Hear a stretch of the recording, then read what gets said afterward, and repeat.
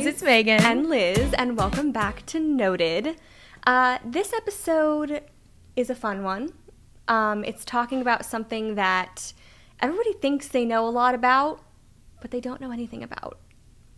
I don't know. I mean, I think you can definitely gather a lot of assumptions from live shows if you go to enough. Okay, that's true. Which we know that there's a lot of people out there who go to a lot of live shows and they just see the inner workings and you start to learn who the players are. Players, You're right. You're right. This is actually a very true statement, that this is kind of the one topic that if you consume a lot of it, you actually do learn a lot about it if you're not in the industry. Or if you choose to learn about it, because it is something you can learn from observation. I feel like the inner workings of it. And that is live performance. Ooh. Live shows, baby. They are. We don't. I'm like, I don't love that. No. Okay, that must have changed because those used to be your favorite. You hate the studio. You hate singing in the studio, and you love singing live. And I am the opposite. Here's the thing. Here's the thing about them. I love everything when I'm on stage, when I actually make it to stage and I'm in the middle of singing the songs. I'm like, this is the best part of the business. But I don't like is the logistics leading up to it. Those really stress me out. And just the whole day leading up to the show. Oh my gosh, the suspense. I'm just like at a state of consistent unrest. Yeah. Like the whole day. I cannot relax until the show is done. And usually shows are at night. Yes. Okay. So you know what? I do love it. I'm like saying one thing, then you're like convincing me that like you know me better than I know myself. That's just the moral of the story so far, but well, you also stress just naturally about logistics of any situation. I do. And live shows, there are a ton of logistics that go into play. Let's talk about the first thing. Let's just like jump into the first thing that is something that I wish we would have had, but we did not have. I don't know if we were just a little bit too late in the game or too early in the game, I guess, to not have this experience, but let's talk about tuning on the microphones. So many people use it now. It is standard. I know. If you are singing live and you are like performing at any sort of real venue or you have your own mic situation, you have a tuner on that mic. Yeah, and it's wild too. And we're not just like saying this to say it. If you go and listen to really, let's see, I know Tate McRae uses it because she's obviously dancing a bunch. But I mean, I don't think it's a testament to how good of a singer you are. I think it's just during live performance, it's just easier to have a tuner and it's less stressful. And also us as a society has come to expect everything to be that level of perfection. So it's like, if you could sing with a tuner, why wouldn't you? Because I think Tate McRae is a very good singer. Yeah. But yeah, she uses it. Kelsey Ballerini, I've heard. I'm not convinced she uses it every show. But I've heard it on Kelsey before. I have heard it on Kelsey before. And again, she's a great singer, but people use it live now. Yeah, no, I think you're right about how like it is the standard now that like you have to sound just like the record. Yes. Which is honestly, I'm like, that kind of sucks because that's why people go to live shows to like get a different experience than the record. Yes. So it's a standard that you have to sound just like the record, but because there's these compilation videos on YouTube of like Camila Cabello's worst notes. Like, do you know what I mean? Yes. It's like 8 times Camila Cabello missed the G note. It's just like, okay, so then next thing you know, she's singing with a tuner because she doesn't want a compilation video of like every time she's missed a note. And that happens. I mean, one time during our Toronto show, I vividly remember my voice cracked during In the Shadows Tonight, and we recorded our audio at that point, and we went back on the bus and just replayed that over and over and over again. We were like crying, laughing. But that's live performance. However, I will say, going back to people wanting and needing to sound like the record, that has always been a thing because when we first started recording in studios, I thought everybody sounded good in a studio because it was a controlled setting. You could do as many takes as you wanted. And then when you got on a live stage, it was just, one time through and You get what you get. Get what you get. And so that's why I thought, when I would listen to like Kelly Clarkson, I'd be like, oh, well, she's really good live, but why did she that wasn't a good performance? Or, oh, she missed that note or whatever. And I was just like, oh, that just means she's like better in the studio. But tuning has always been a thing. In the studio. Yeah. I mean, not always. I think it probably started around the late 80s, early 90s. Yeah. But yeah, and then people would say, oh, you're using autotune. Oh my gosh. If we get one more comment on our YouTube, I will never forget, actually. This is so off topic, but I really hold it close to my heart. Our video of Lord's Royals was one of our best vocal performances, if I do say so myself. But that was live. And that was live. And oh my gosh, everybody was like, just, this is so auto-tuned, blah, blah, blah. And I hold my hat. I hang my hat on the fact that video was not auto-tuned. But anyways. But that's my point, though, is basically a live performance, you literally can never win because people always are expecting you to sound like the record. And until now, with tuning, you never could live up to it. Yeah. And I'm so bummed. That would have been so nice to have when we were performing all the time. Yeah. Oh my gosh. And but it worked in the opposite way. People would accuse you of using autotune in the studio, but not in your live performances. And oh my God, you use autotune. And you can hear it like, I wish that we could post, maybe we will, like a compilation video. Not me with the compilation video. Oh my gosh. Sorry. Of people where you can hear the tuner. Because, again, it's one of those things that once you hear it, you kind of can't unhear it. And again, we're really sorry for doing this to you guys. But it's so true. Once you hear how it catches notes and you just will hear it all the time, basically. Yeah, we always say that. We're like, to our friends, when we tell them these type of things, we're like, I'm so sorry I ruined this for you. Like, I've ruined this artist for you, or I've ruined this experience for you. So sorry, we're ruining live performance for you guys. I mean, I think it's interesting. I think it's interesting to listen for. It's interesting. I think the better the singer the better the singer is, the harder it is to hear the autotune. True.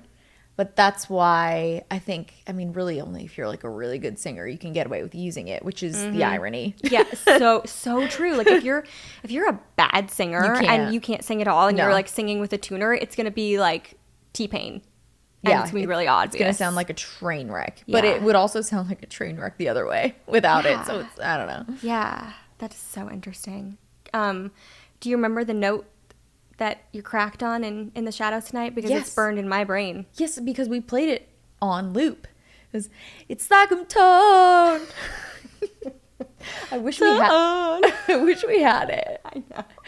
Every time we look at that song, we have to sing that note. I wonder if there's a video of it. It was in the Toronto show. Yep. Was that you or me? It was me. Because my voice didn't crack very often. Mine did. Yeah, exactly. Oh my gosh, mine did. That's why it was so weird, I remember, for me. I was like, as I was singing, I was like, oh my God. I really wonder if it's on YouTube somewhere. I hope it is. Okay, moving on to what does touring, the actual act of it, look like, and what does it look like when you go show to show? How did we go about touring? As far as, were we in a van, were we in a bus, et cetera, like how do most people tour? Like when do you get a bus? All of that. Unless you have major label money up front, honey, you are in a rental car or a van. Yeah. We were in a rental car for the Boyce Avenue tour. It was us and our mom driving quite literally around the country in a rental car. And then for the Action Item tour, we were in a van with our band / tour mates. Yeah, and you rent a hotel room. Like when you're in a van, you like, that's kind of like the pro and the con is like, if you're on a bus, you don't have to rent a hotel room for like you and your band. Except you do though. You do have to get a day room. Yeah. Which if you don't know what that is, that's like you literally rent a room at a Holiday Inn or something for like a day. And it's usually a little cheaper. Yeah. So that the band can shower, you can shower, just like go get ready. But, you know, if you have a nice tour bus, there's probably a shower on that. So true. Our bus did not have a shower. Do you think on it. Tate McRae doesn't have a shower? I bet she has a shower. I guarantee she has a shower. Taylor Swift? You think Taylor Swift is like... No, she probably doesn't. She probably just has a bus to hang out in. She probably just flies home. the jet. Yeah. That's a whole other level. Yeah. But going back to the van. So if you remember, there was an era of bands, which I don't know if because we were so in it, that was a thing and like it's still happening today, but I feel like it's not still happening today. But there was like this era of young bands like the Somerset, Hollywood Ending, All-Star Weekend, it was like Action Item, Warped Tour, Baby. Yeah. That would all tour the country and be in these vans. Yeah. And we somehow were part of that like crew. We were like on the outskirts of it. Yeah, because we opened for Action Item. Yeah. And they were also they kind of teetered on the outskirts of it as well. But they were like in it, but not. And then like the big Warped Tour people had buses because we went on the Somersets and Hey Mondays to sing on with that video camera that was literally from the 90s. You remember that? Yes, I do remember that. This is how old we are. We shot videos with a video camera. Like an actual video camera. Not in like a cool like vintage way, like in a this is the best way to record a video way. Yeah. Insane. But the van was fun. But I will say as a female artist, when you're expected to have full glam and cute outfits, which like we were, that was very much our image, very much our brand. Having the van was kind of hard because we couldn't get ready. Like we couldn't curl our hair. Yeah, I was gonna say I don't even remember how we did our hair. I mean, we would sometimes like have a day room available, or like we would just go in the lobby of hotels and like use we would use the lobby bathroom. Yeah, we did that a lot. Because that was wild. Because that was our only choice. I remember we would do our makeup in the van. Like, that was fine. Yeah. It wasn't ideal, but it was fine. But the hair, we were like, we need electricity. Yeah, to do our hair. Yeah. So that was like our biggest complaint. And like, I remember feeling like a diva like all the time because all of these boys would like just roll out of the van, like in whatever, and they would go play the show. And like, we would literally be like, we have to stop somewhere so we curl our hair. I remember we had a talk with our manager at the time because he also did not understand that because he had only managed males up until that point. And I remember we literally had to talk to him and be like, listen, like we gotta get a hotel room or find time to get to the venue early or something. Okay, I forgot about that too. Yeah. Some venues had like nicer green rooms. Some did not. I say that with like most were actual dumps. I remember one specifically. It was partially underwater. Do you remember that? It was here. It was in Memphis. It was at the New Daisy. No. Yes. I remember we walked down and we were like, we literally can't even walk into this green room because there was like this much water. There was like an inch of water on the ground. On the whole floor. Yeah. Like coating the floor. But that was the norm. Yeah. And also we were opening for most of these like smaller shows that we were playing, or like earlier in our career we were opening. Yeah. So it was like, even if there was a green room that was flooded, like we didn't have access to it. No, it would be like the size of a closet sometimes, and like just like etiquette in the hierarchy of the touring world. It's like obviously the headliner gets the dressing room, so and then it would be the next opener, and then usually like us. So if there was enough room for two, they would hang out, and then you just kind of like. We would literally mosey around. We would literally be standing like in the hallway. Yeah. Just like waiting to go on. Yeah. But, that's just how it works, And let's talk about this. This isn't on my list, but it kind of like stirred up something that I was like, oh, we should talk about that. There's something called a rider, which Yes. do people know about riders? I think they do because I've seen like things on TikTok where people are like they found riders.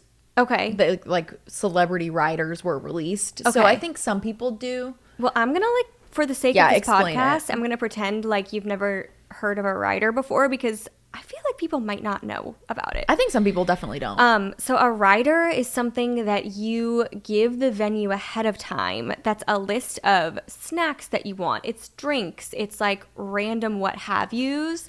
And For your dressing room. for your dressing room, yeah, or your green room or whatever. Yeah.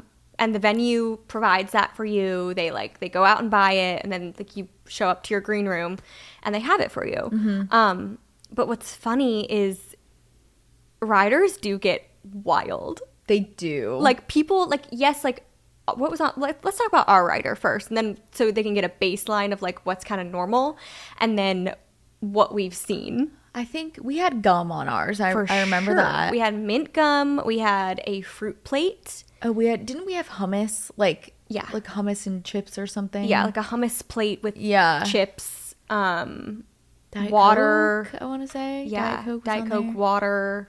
Room temp water. Yeah, room temp water. And I feel like that was like probably it. We Pretzels, didn't- maybe. I think towards like the end when we were 21, I think sometimes I would ask for like wine. I remember because I saw Russell Dickerson asked for wine and I was like, oh my God, you can do ask that? for wine? Yeah. So I was like, I'm going to ask for wine. Yeah, so that's loud. Now let's going into like the crazy riders. Like people, you can ask for anything. And especially if you're huge, like if you're a big star and you're playing these like fancy big venues, like you can ask for like fancy tequila, that like, you know, $500 tequila. You can Yeah. ask for like green sweatshirts. Like Yeah. you can ask for like purple only M&Ms. Yeah. Like, and people do that. Yeah. And then sometimes it's like you don't even use the stuff, and then you're just like you're on in the next city, so it Yeah. just like stays there. Oh, I mean, I would hope people from the venue just take it home. Oh, if they yeah. didn't use it. But yeah, no, it's crazy. The things that some celebrities ask for on their riders. Like, if you're curious, I guarantee you can go and Google like your favorite artist and find their rider somewhere on the internet. Someone at some venue has Yeah. printed it or something. For sure. Yeah. So let's talk about how much a bus actually costs. Dude, and keep in mind the numbers we're going off of. Our bus was, I think, from the 1990s. Like, that thing was old. It was old. I swear, like, tell me if this sounds right to you. I don't know if this is right, but I swear it was like part of like a just. Oh no. Did I make this? Like, I don't know. Tell me if I made this up. I swear it was part of like a bus like revival program where it was like they took like No, it really old. Is this ringing true? Oh my God. Yes. It was literally like a clearance rack for buses. Yeah, like they took like buses that were like busted, Yeah. and from like the like graveyard of buses, and they just like took them and cleaned them up and gave them a new life, and then you could get them for a discount. Yes. No, that left my brain until this very moment. So I'm but not making that up. No, you definitely didn't make that up. Okay. And I remember thinking like, that kind of sucks. Yeah, because I remember they like told us that because Yeah. we didn't know the difference. Like we'd been on other people's buses before, but like, if you didn't tell me that, I Yeah. don't know that I would have known that. And I had never really like been on like a nice bus. Like No. those are for like, you know, Taylor Swift and Jason Aldean Yes. and like all those types of people. Yeah, but this bus, listen, we loved this bus and we were grateful for this bus. And I thank Were my you- lucky were you yes. grateful? Yes, I was. I thank my lucky stars every day that we got to say that we got to tour on a tour bus. You had a lot of beef with that bus though. At the time I did. It's specifically because it woke you up. Only because so I guess like where my bunk was, I was on the bottom bunk in like the dead middle of the bus. And this is so absolutely foul. Like if you're like squirmish or whatever, like squirmish, and you don't like talking about gross things, maybe skip ahead 15 seconds. But I can't believe I'm like gonna say this, but like it like haunted you. It haunted me. So I guess my bed was like right over the pee tank. The pee tank of this bus. And like the way that you would empty it was you would do it in the middle of the night. Like you would never just like, you would go to a truck stop, I think, and you would empty the pee tank into like a hatch in the ground. That's like just standard protocol. And that smell, I can still smell it to this day. Like unearthed. Like it just shook it all up. Like something about releasing the pee, like churned it all up in the bus, and I must have been directly above it, and it vented right into my bunk specifically, because that smell was to this day the worst smell I've ever smelled in my life. I can literally recall it in my brain right now. That's so bad, dude. And you didn't have that problem. I would get whiffs of it occasionally, but it wasn't anything like you experienced. It would wake me up from a dead sleep. I'd be like, oh my gosh, they're emptying the pee tank. But going back to what you said, I was also so thankful to have a bus, because touring on a bus was completely different and so much better than touring in a van. It was just like night and day. You slept so much better. You had a place to put your stuff. Put your stuff, hang out in. So if the green room was awful, you could just hang out in the bus. Like it was amazing. And we had so much fun with, that was a full bus. It was our band and Kaylin and Miles. Yes. And Jakey. Yes. Yeah. So sweet. So yeah, it was wholesome memories only from that bus. I think every bunk was filled. Yeah. Right? I don't think we had a single. And Kaylin and Miles would sleep until literally 2 p.m. Yes, they would. Like us and our guitar player Dan, I vividly remember we like pulled off their covers one time because it was like 2:00 and we were like sick of being quiet, so we like pulled off their covers. I don't remember this. That's do. Funny. And we like ran out. We were like, and then I remember, like not like throwing. This isn't talking bad on Kaylin and Miles, but just a story about Kaylin I will never forget. And if you don't know them, they were like a duo who had like some really viral songs, and they were so good. I absolutely loved them. So sweet. Loved their music. So fun to tour with. But so Kaylin, when we were crossing when you cross the border into Canada, you know what story I'm talking about. So when you cross the border into Canada, like the way that it works is everybody has to get up, and it's the middle of the night. So like, but the way it works is when you cross and when you get to the office, I guess, everybody has to get up and to the border. Everybody has to get up out of bed. You have to show your passport. You sometimes have to go inside, and like, it's like 2 or 3 in the morning. Everybody's dead asleep. And I just remember this like vision of Kaylin just like standing on the bus, eating a bag of chips, nobody's home. No. Nobody's home. He was like sleepwalk eating chips during this border check. Yep. And I remember we asked him the next day, we're like, oh my gosh, like, wasn't that so crazy about the, like, you know, like us at the border last night, and like, you know, you ate all those chips and whatever. He's like, what? Yeah, he's like, what? He didn't remember a single thing about waking up and like going through. It was just so funny. You know what's so funny though that I remember about that is that we didn't have to do it every time. I think we only did it 2 of the 4, which is weird. I guess maybe it was like easier to come back in if you were from the United States, or it was something. Like a trip, you know, like this, like the whole, like when you enter, it's like, you know, like you put on a paperwork that says, and that is on your tour manager. That's their job to do all that paperwork and stuff. And he had all of our passports, didn't he? Yeah.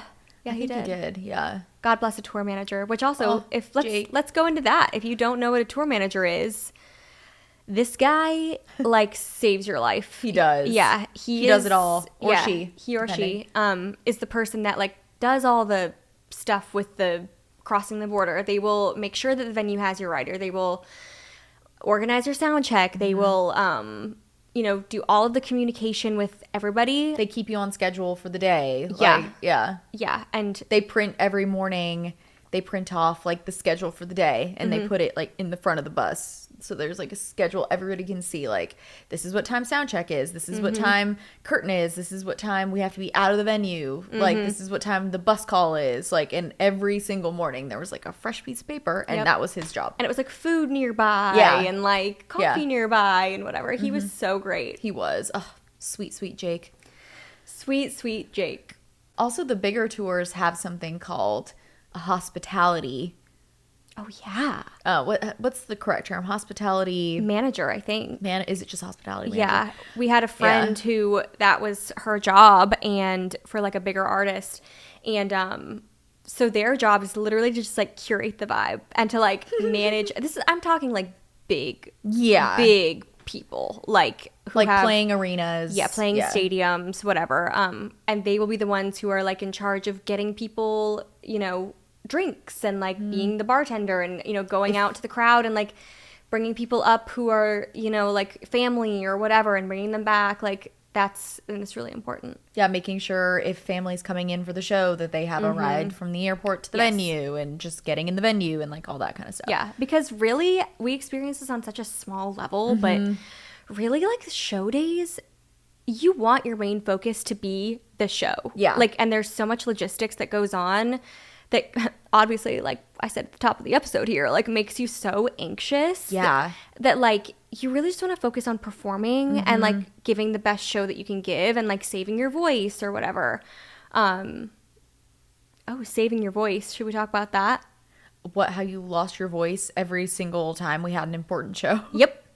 Well, you've lost your voice a handful of times too. Yes, but I feel like mine was never super important. I think you just like carried a lot of like that stress we were just talking about. I carry it in my throat. Yeah, you carry it in your throat because it was always without fail when it would be something super important. Prime example. I lost my voice, and I'm not just talking about like, oh, it was like a little like scratchy. Like I could not speak. Like couldn't get a peep out.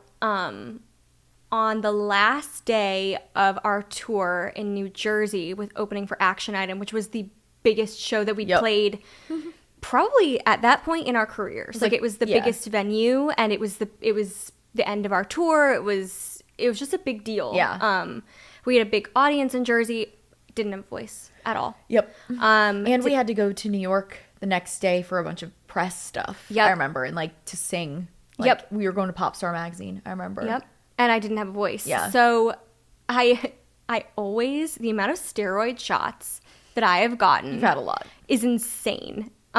So basically you just go to the doctor, like an ENT, and it's never the same one because I was always in a different state. Yeah. Like I would just like show up to an ENT that our manager had like called, and I would show up and I'd be like, I can't talk and I need to sing tomorrow. And so they'd give me a steroid shot, which is not good for your voice. No. You're not supposed to get them a lot. No. But if it's bad enough, and like they will come to your show and put a steroid shot directly into your vocal cords. I've never done that. No, but people do that. Yeah. Yeah. And because why you don't want to do it is because it's basically tricking your body. Like your vocal cord is still damaged and it's still like wounded. It's still wounded, but the steroid like suppresses the wound basically, and it like tricks you into thinking that like your body into thinking that it's okay, but you're doing kind of a lot of damage when you're singing on it. Yeah. And yeah, you're not supposed to. But that also happened the other time you lost your voice right before we were recording the Release You music video on tour. Yep, we were doing a live music video. Yep.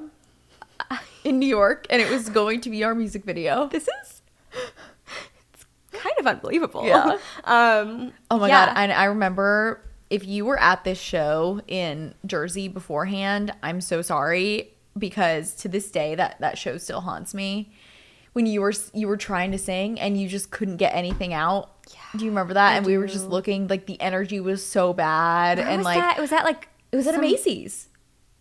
Yeah. Okay. And I had to sing like most of the show, and I just thought like I wasn't doing a good job because I wasn't like prepared to. Like I was just singing and playing guitar like by myself, and was just like sitting over on her stool. Because I literally couldn't sing. And like, it was so awkward. And I remember just leaving like that whole ride into the city. I was like, Yeah. But that's why, like, when you see celebrities who are on vocal rest or whatever, like, it's because you have to think these are long days. Like, show days for us, anyways, we're like, you know, you are still doing radio promo. So, like, you get up super early, you, like, go to a radio station, you sing there, you talk for an hour there, then you talk for an hour afterwards, and then you're doing a meet and greet for an hour where you're talking for an hour. And then you're supposed to do an hour and a half show singing the whole time. Yeah, and then for us, it would be, like, a radio thing and then a live, like, thing at Macy's. Yes. And all this time, you're talking to the people there, you're talking to the meet and greet, you're singing.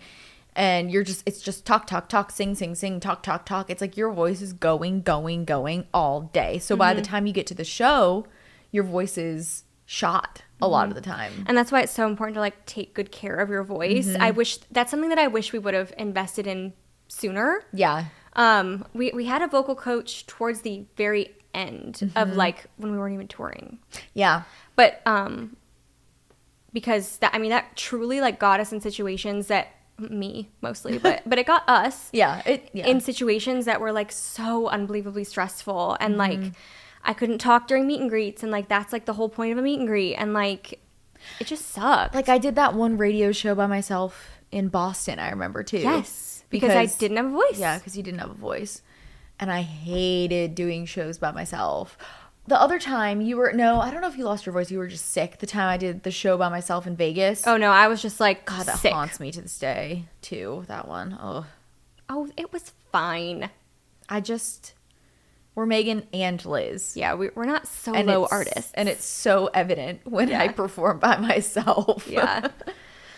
When was the other time that I lost my voice? You lost it once when we sang the national anthem at a Tigers game. It wasn't gone. I was just sick. Okay. The only time I remember losing it was when we were in LA just writing a bunch. Yeah. And we did the demo for Expiration Date. Oh yeah. And literally listening back to that audio, I'm like, my voice was literally, like, hanging off the cliff. Like, it sounds so, like, raspy and like Yeah. And then the next day it was just gone. Yeah. Ugh, I don't know. That also really stressed me out when we talk about, like, live performance. Like, obviously, it's like I have trauma from, like, live performance, because I would always, like, leading up to it, I'd be like, am I gonna have a voice? Am I not? Like, this huge opportunity, am I gonna have a voice? Am I not? And, like, and a lot of, like, big people usually come to your shows. Yeah. Radio people, people from your booking agency, people from your label, people from, like, just... People drive hours to see you and, like, have this meet and greet, and you're just like, I literally can't say anything. Yeah. And you feel really guilty about it. Oh, I felt so guilty about it. Yeah. Oh, gosh, I'm, like, stressed thinking about it. I'm sorry. It's okay. I have a question for you. Okay. Can you tell me your favorite venue that we've ever played? Not necessarily the show. Like, I'm not talking about the show. I'm talking about the venue experience, because I have one in mind. In what context? Like opening, in general, just headlining. In general, like, the most luxurious, your favorite experience, just from dressing room, from, you know, et cetera, et cetera. I mean, I think I have two. One obviously was iHeart Festival, because in Vegas, because that was just unreal. Yeah. But I mean, Christmas Bash in Buffalo, that one was fantastic, because we were, like, right next door to Ed Sheeran, and he was so nice. Headlining tour though was the Hamilton in Washington, D.C. I was going to say that. I was going to say the Hamilton was so amazing. The food was so good, and they were so nice, and the venue was just beautiful, and it was, like, a really fun show. Yeah. So the Hamilton, I hope it's still around. Yeah. I don't know if it is, but oh my gosh, it was so nice, because it was it was almost like a theater. Yeah. In a way. So it was like a seated, like, the people were seated for the show at, like, these really luxurious tables with, like, booths and like, they could eat. Eat, and the restaurant, like, the food, and that was another thing. So we show up, and most venues, it's like, you know, you got to eat before, or you, like, order your food for whatever. We usually didn't eat until after, but this one, they like gave us all menus, and they're like, pick whatever you'd like. Anybody in the band, anybody on your team, whatever you want, like just pick anything you want from this menu and we'll bring you food. And it was the best food I've ever had. And they named a cocktail after us. Yes. That was yes. so fun. Like that is, I mean, we weren't 21, but so, they might have done a mocktail too. Yeah. But stuff like that was just so cool. Oh, and then Mohegan Sun. Oh yeah, that was so fun too. The Wolf Den. Yeah. Yeah, no, that was so fun. I remember just that whole experience was fun because we stayed in the casino. But yeah, they had like the best food too. Yes, that was so good. So fun. And it was like we played a show, like I think it was like 45 minutes maybe, like set, and they paid for our whole band to like be put up in the hotel and us to be put up in the hotel. They had like a limo pick us up from the airport. Like that is not a standard experience. No. So that was so fun. It's like, man, you haven't watched enough of Inventing Anna. It's VIP. I know that much. It's VIP.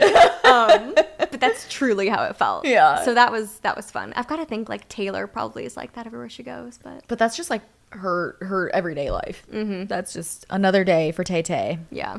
Let's talk about in-ear monitors.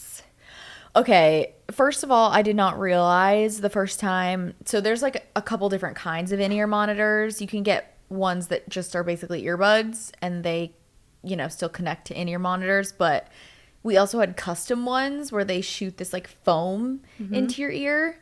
And so it's like literally when you put them in, it is molded to your ear. Those though, oh my gosh, sometimes I would take them out at the end and my ears, I know I did damage. Like they would be ringing. But I mean, you need them because otherwise you can't hear the band behind you or the beat or the key, except they did let me down a few times. Like I started taking them out when we were singing because and you see that. Like I'm sure like if you've seen any sort of live performance, like you see sometimes performers will take an in-ear monitor out and they'll just like they'll stand there and they'll be like, like soaking up the crowd or whatever.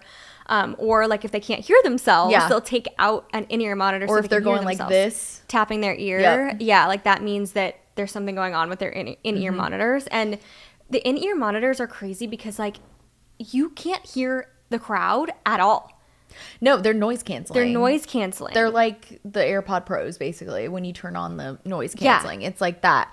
Which also I didn't like that because I felt like I couldn't feel the energy of the room.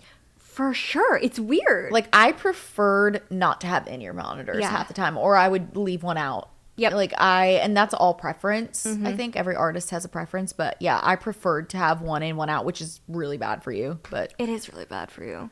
But like when you're on stage, people are like, why do you need them? Because it's so loud. Like the guitar amps are so loud. The drums alone are like crazy loud. And if you don't have front monitors on, you can't hear yourself. Yeah, you can't hear yourself. You can't hear for me, because I was playing the guitar, I had a click going in mine, so that would make sure I was playing in time with the drummer, the bass player, etc., etc. So that I couldn't have played guitar without that. And also it would count into songs for you, so you would know how much time you had to like talk, and then be like in your ear like 1, 2, 3, 4. Or it would be like if you needed longer, it would go like 1, 2, 3, 4, 5, 6, 7, 8, so that you knew you had to like get into the song. Or like in our case, our guitar player like would sometimes like put in like, because you could hear the other microphones, so like sometimes like the guitar player would be like give us a minute, like we need a second, like talk a little bit more, like whatever, like I need to retune, or like and whatever. You could hear them talk, so they were talking to us in our ears, but the audience couldn't hear it. So yeah, he would because he would mute his like he could mute his mic to like the out. Man, that was wild. I know. It's wild. And like as a performer, you really have to like get used to it. Yeah. And like when we played smaller shows or if it was just us like and the guitar, we would never use them. No. Because again, I preferred not to. Yeah, because you literally can't hear people. So like if people are like screaming your name or like saying like anything, you can't hear them. And you're just like looking at them and you're like, yeah, hey. Yeah. I just liked to feel connected. Yeah. And I wish I would have had them though for the national anthem. That's a really hard thing to sing. Yeah, I mean, in those outdoor, it's only baseball stadiums. It's so echoey. So echoey. I feel like the arenas are really echoey too, but the baseball arenas were the worst because it was like boom, boom, Ricochet. boom. It was just like back and forth, I back know. and forth. But the arenas were tough too, but I feel bad for the people that have to sing the national anthem. I really do. Especially with another person. It's the hardest song to sing. It is, and those words, You forget them. You think you know them, You don't. and then you get up there and you're like, do I know them? Yeah, everybody's looking at you like, do you know the national anthem? Yeah, and if you mess it up, you're not a loyal American citizen of this country. Yeah, we've had some traumatic national anthem There's just so much pressure on it, and you feel the pressure every time you sing it. I hate singing the national anthem. Yeah, I love it for our country. Yes. Hate it for myself personally. Hey, I'll sing it in the shower all day. Not the national anthem in the shower. Not a true American. Just feeling really patriotic today. Yeah, just gotta love it. There was one show specifically I remember when I couldn't hear myself. Which one? It was Nashville on the Action I'm tour, and I watched this video back, and I remember in my in-ears, I was like, I absolutely just demolished that note in the most positive way. Like, I hit it perfectly. Watched the video back, so unbelievably flat, and I was like, like, so embarrassed. And Megan Mace compilation video. no, it was like, and I remember it was during Better Than Me. It was the No One Knows You Better Than Me, that one. Yeah. And I watched back, and it was like, No One Knows You Better Than Me. Oof. And, like, no, it was me. It was so bad. It was so bad. I can't even recreate it. But if there's any videos, I hope there's not any videos out there. But ever since that's when I stopped trusting in ears. And it was hard for us because like we had to hear each other so right. Like it had Yeah. to be so dialed in because we're harmonizing. And we're really quiet singers. We are, and so is Taylor Swift. Yes. That's something that like people don't really know, but just knowing what we know and seeing what we see, Taylor is such a quiet singer. As in, like Someone she doesn't. told us that Yeah. when she was sound checking at iHeart. I'm pretty sure. Okay. Yeah. They said that she is also like a very, very quiet singer, and so her mic is so loud, so sensitive and so loud. But that's why a lot of people think that she's lip syncing when she's singing live, because she's such a quiet singer, and it's like any little thing that she does, that mic's gonna pick it up. Like the mic is so sensitive because that's just how some people are. You know, you're either Kelly Clarkson or you're Taylor like Swift. Taylor Swift. Yeah. Yeah, and we're more on the Taylor Swift end of Yeah. things, where we're just really quiet singers. Like, and it's hard to describe because, like, I guess it's not quiet, but like our voice just doesn't carry. It doesn't project Yes. naturally. Yes. Yeah. So it needs to be really sensitive. Like the microphone needs to be really sensitive. But yeah, we've had some major issues where we can't hear each other, and like that's just a disaster for us. Yeah. Could have used some tuning, I guess, but Man, I don't know. That'd be so scary now. Because, I like, wonder- what if... oh yeah, we're harmonizing and Ooh. it's like the oh no, actually, you know what? No, That's so scary. terrifying. That's so scary. I wonder if there's a compilation video of us sucking. Have we ever looked for that? I personally don't ever go fishing for negative things I about feel like that wasn't myself. even a thing though when we were like performing a lot. You know, it's No. more of like a thing these days. Yeah, Unfortunately. specifically with I've seen so many Fifth Harmony ones. Yeah, no, me too. Oh man, I miss them. Me too. Love those girls. And I say miss them as like an artist. We're not personal friends with Fifth Harmony. So We like went to a concert in Nashville and paid extra for an upgrade to be closer to the stage because we're Fifth Harmony fans. worth every penny. But man, they've got some good compilations. They've also got They a lot do. of them like fighting and Yeah, like them on the red carpet, like with Lauren. She's like, can you, Yeah, like, can I hand's stand not on this working side on because my yeah. hair? And Dinah Jane's like, no. No. Them showing up to like the VMAs on that like army truck. Yes. They're all in like gowns on the army truck, and everyone's like, what? Yeah. I'm telling you, if you're a Fifth Harmony fan and you just like have a bored Wednesday afternoon, just Google like They're fun. YouTube on like Fifth Harmony Lore. Yeah. They're so fun.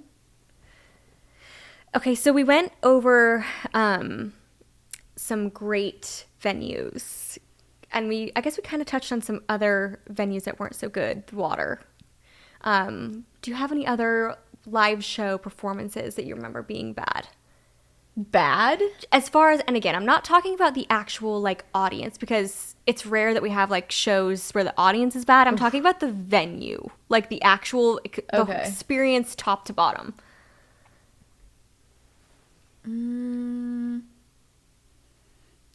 Dude, I honestly, I feel like I'm like, did I block them all out? Do you have any? I have a few. Yeah. Toronto, our most recent tour, the Muses tour. Well, I liked that venue. I'm talking about the whole experience to get there was actually fighting insane. the massive snowstorm and the rumor of COVID about to shut the world down. That The one? looming pandemic? Yeah. Yeah, no, that one. Yeah, that was too bad. Honestly, I'm really glad we got some shows in before that though. I know, me too. But yeah, we were flying and our band was driving, and didn't we had played Boston the night before. Yeah, and it was January. And there was just like a massive snowstorm and didn't our flight got delayed. Oh yes. And we made it in time for the show, but we had to do our makeup in the Toronto bathroom airport right when we landed. We were just in the baggage claim area, just like. And then we had, like, we called an Uber to pick us up, because we literally had to go from the Toronto airport. That was the most terrifying Uber ride of my entire life. Right to the venue. Like, I don't even think we had time to sound check. Like, it was like that close. We went right to the venue. We did not go to the hotel. And, oh my gosh, we got picked up in this, like, little red Corolla. Yeah, and it was like a bad snowstorm. Yes, like, it was dumping snow, and we get picked up in this, like, little red Corolla. We were slipping all over. Oh, and we literally almost slid into a car, like pulling into the venue. No, it was bad. And then half of the people, like the people who bought tickets, couldn't come because the weather was so bad. Wasn't there like literally like a do not drive unless you have to thing? Yeah, that sucked. Like stuff like that. Like that was obviously one of the last shows that we played, and we were like, are we like still cut out for this? Yeah. Because it was just so stressful and so like disappointing. Yeah, it was just hard. But Toronto always, like, the fans there are just always so fantastic. Yeah, no, that's so true. There's so many great people in Toronto that I always look forward to seeing, and that always makes up for it. Yeah, like almost thank God it was Toronto. Yeah, you know what I mean, because honestly, there's such good like fans there, and like they were so excited, even though like half the people didn't show up. Like the people that were there were just like, no, I'm here. Yeah. Like, we're here. Yeah. The other one I have is Tucson, Arizona. Don't speak of Tucson, Arizona. Yeah. Oh, I'm speaking about Tucson, Arizona. Us and the 5 people that were there. And with the broken glass on the stage. Yeah. If you followed us for any amount of time, you knew that on tour we performed barefoot. What a choice that was. I mean, I understand it because, like, I just, it's more comfortable. Yeah. But yeah, so, and also that just became like a thing. I don't know why. I know. Whatever. But yeah, they were like, oh, sorry, you can't perform barefoot because somebody broke a beer bottle on this stage last night. So it was just like, already we were like, that kind of sucks. And then 5 people showed up. And the venue was just not good. Like, No. it was just like, it was so busted. Picture a freestanding garage. Yep. With like a door. stage built in like 1985. Yeah. And like equipment from like 1985 with broken glass all over the stage. Yep. And then 5 people showed up. God bless those 5 people. Yeah. But man, we were just standing there like, this one feels bleak. Yeah. this one feels bleak. It was a weird stop. Especially, I think it was because it was sandwiched in between two really good shows. Yeah. So we were like, what happened? Yeah. But, you know, it is what it is. Okay, so branching outside of our specific performances and show experiences, what is your favorite show that you've ever been to as a fan? That's a great question. I know. Huh. We don't really go to a lot of shows because for me personally, I just feel like I know too much. Yeah. And I have to be like a really big fan to Yeah. go to a show. And also I hate to say it, but I'm snobby. Like Yeah. I like high production value.